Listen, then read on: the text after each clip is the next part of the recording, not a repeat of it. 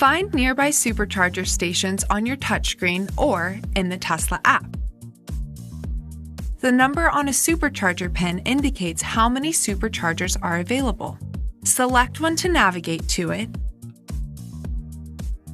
or navigate to your destination and Trip Planner will route you to superchargers along the way. Navigating will automatically precondition your battery for faster charging. The speed of supercharging depends on the type of Tesla you have, the supercharger version, and conditions like battery temperature and charge level. Tap on a supercharger pin on your touchscreen or in the app to see the maximum power that can be delivered by that station. Charging is fastest shortly after plugging in and will slow as your battery fills up. Because of this, arriving with a lower state of charge will result in faster charging. Once you arrive, plug in as you would normally. Press here to open your charge port or press on the charge port door itself.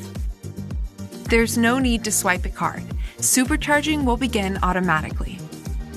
Monitor supercharging in real time from your car or in the Tesla app. The app can send you notifications, such as reminders to move your Tesla once it's done charging so others can charge.